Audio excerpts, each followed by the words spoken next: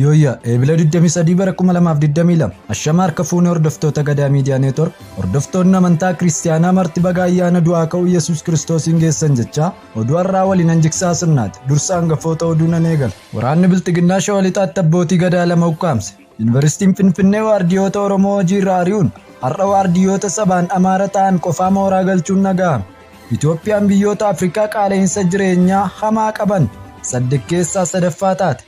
Naannoo Tigraay magaalaa Maqaleetti kan argamu hospitaalli riiferaala Aayidar guyyaatti reeffa namoota 4 hanga 6 akka geggeessaa jiru hime. Boosat magaalaa Booleetti waraanni mootummaa namoota nagaaf fixe jedhame. Kanneen hangafoota oduu turan amma bal'ina oduuttan darba.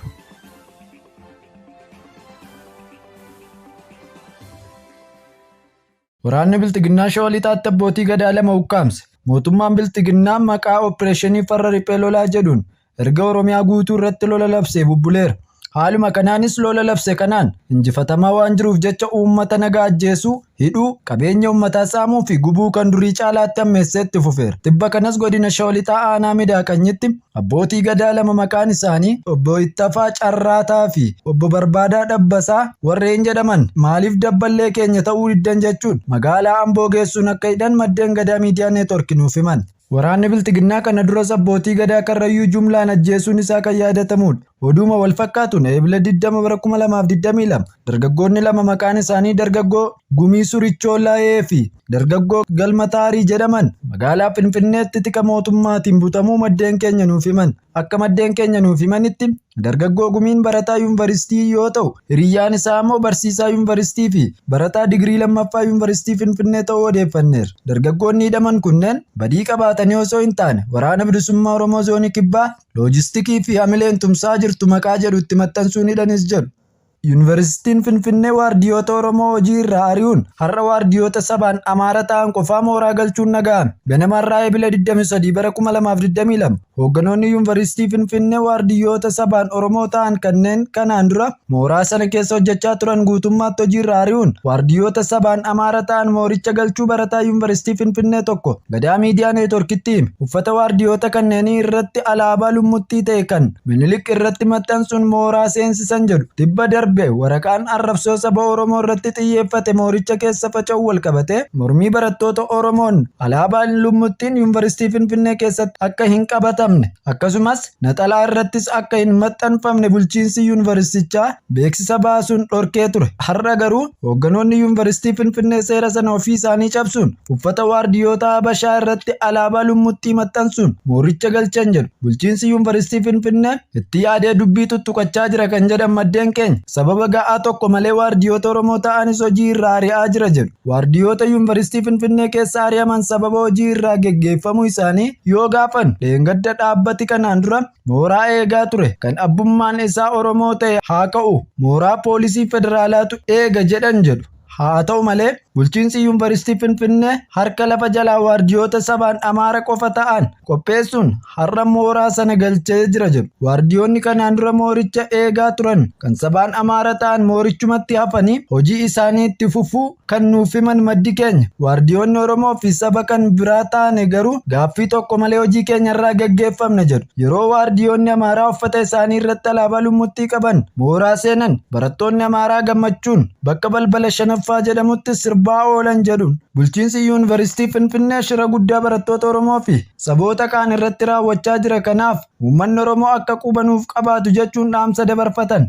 Itoophiyaan biyyoota Afrikaa qaala'insa jireenyaa hamaa qaban 8 keessaa sadaffaa taate. Akka Business Insider biyyoota Afrikaa 8 qaala'insi jireenyaa hamaan keessatti mul'ataa jiru tarreessatti Itoophiyaan Sudaanii fi Zimbaabuwee kan qaala'insi jireenyaa isaanii baatii gurraandhalaa parsantii 258.4 duwwaa fi 66.1% turetti aanuun sadarkaa sadaffaa irratti argamti. Qaala'insi jireenyaa Itoophiyaa baatii gurraandhalaa bara 2022 dhibbeentaa 33.6 ture. Baatii bitootessaatti dhibbeentaa 34.7 guddateera. Kunis akka ragaa Trending Economics damee qonnaa Ameerikaa dabalatee maddeewwan adda addaa eeranitti ta'uu gabaasichi ibseera.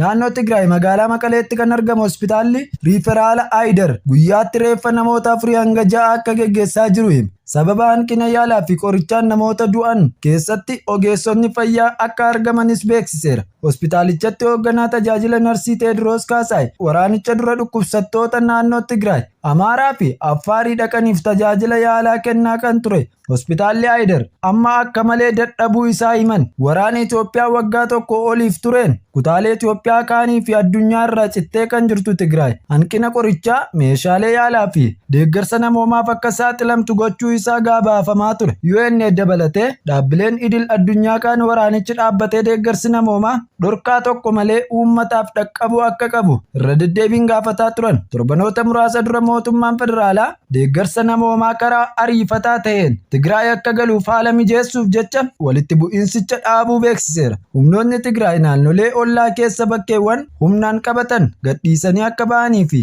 haleellaa kamiyyuu geessisuu akka hin qabne mootummaan federaalaa gaafateera. Kana hordofee humnoonni Tigraay dhukaasa akka dhaabanii fi naannoo Affaar keessaa irreebti gadhiisanii akka ba'an himan. Torban kana ammoo dubbii himaan TPLF obbo Geetaachoo Raddaa fuula Tiwiitarii isaa irratti humnoonni isaanii Affaar keessaa guutummaa guututti akka ba'an deeggarsi itti fufiinsa qabu yeroo isaa eeggatee fi gahaa ta'e dhiyaachuu akka qabu himan. Waliigaltee kanaanis dhiyeenya sagantaa nyaataa addunyaa nyaataa fi boba'aa kan fe'an konkolaattota 47 naannoo Tigraay galuu isaanii ibsameera. Ameerikaanis rakkoo kaaba Itoophiyaatti mudate hiikuuf kan gargaaru deeggarsa maallaqa doolaara miliyoona 313 akka goote beeksifteetti. Hospitaala Haayidaritti hoogganaan kutaa narsii Teediroos waggoota 4 dabran keessa meeshaalee wal'aansaa fi deeggarsi maallaqaa hospitaalichaaf kennamaa ture xiqqaa ta'uu himuun waggaa tokko darbe garuu hospitaalichi baajata tokko malee hojjetaa akka ture himan. Amma humna isaa parsantaa 30 ta'uunidha tajaajila kennaa kan jiru. Kuusaan qoricha keenyaa gara 10tti gadi bu'eera. Deeggarsa dhaabbata fayyaa addunyaa irraa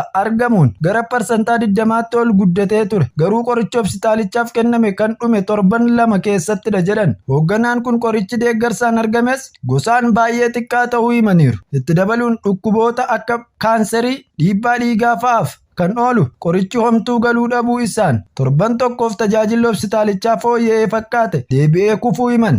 Laaboraatooriif kan oolan qorichoonnii fi akkasumas maashinoota kan sochoosu humni ibsaa bakka hin jirretti dhukkubsattoota ciisanii yaalamaniif nyaata dhiyeessuun kan hin danda'amne keessatti hojjechuun ulfaataa akka ta'es himaniiru. Maddi BBCdha. Boosat magaalaa Booleetti waraanni mootummaa namoota nagaa fixa jedhame. Haleellaa roobii dheengaddaa godina Shawaa Bahaa aanaa Boosat magaalaa Boolee keessatti humnoonni mootummaa raawwataniin lubbuun namoota 12 darbeera jedhame. Haleellaan kun gaafa kibxataa eegale jedhu jiraattonni. Kibxata lolli humnoota mootummaa fi waraana bilisummaa Oromoo jidduu akka ture jiraattonni himanii jiru. Gaaf kana waraanni mootummaa magaalaa gadhiisuun magaalaan harka waraana bilisummaa Oromootti kufte. Roobii ganamaa ammoo magaalaan dhukaasi kan biraa humnoota lamaan gidduutti baname. Kana hordofee waraanni bilisummaa Oromoo lola banameen lammiileen nagaa akka hin miidhamneef ergama isaa xumureera waan ta'eef ganamaan magaalaa gadhiisee akka ba'es jiraattonni gara sirraa dubbisne himaniiru. Haa ta'u malee erga haalli tasgabbaa'ee sochiin magaalichaa bakkatti deebi'e namni gara hojii isaatti deebi'us roobii waaree booda humnoonni mootummaa haleellaa uummata nagaa irratti banan. Poolisiin humna addaa Oromiyaa lammiilee nagaa daandii irra deemanii fi jiraattota magaalattii irratti dhukaasa baneen lubbuun nama 12 darbuu fi namoonni nagaa hedduun akka madaa'an jiraattonni nuuf himan. Namoota qalbiin hir'uu magaalaa keessatti beekaman 3 dabalatee maanguddoota, dargaggootaa fi hawaasa nagaa walumatti 12 rasaasa poolisii humna addaa Oromiyaa irraa dhukaafameen lubbuun isaanii darbeera jedhan jiraattonni. Yeroo ammaa kanallee magaalaan Boolee hin tasgabbaa'in jiraachuu kan himan jiraattonni hidhaa, reebichaa fi saamicha dabalatee gudeeddiin dubartootaallee dhaga'amaa akka jiru mirkaneessan. Oromiyaa kutaa hedduutti waraanumaa fi ajjechaa, saamichaa fi yakkoota waraanaa hamaatu dhaga'ama jedhan jiraattonni. Haalli itti deemaa jirru akka yaaddessaadha kan jedhan jiraattonni falli tokkichi gamtaan dhaabbachuudhas jedhu. Egaan dhaggeeffattoota keenya oduu narraaf qabannee dhiyaanne kanneen nagaa ammaatti hordoftan ture. Oduu biroo nagaa walitti deebinutti turtii gaarii.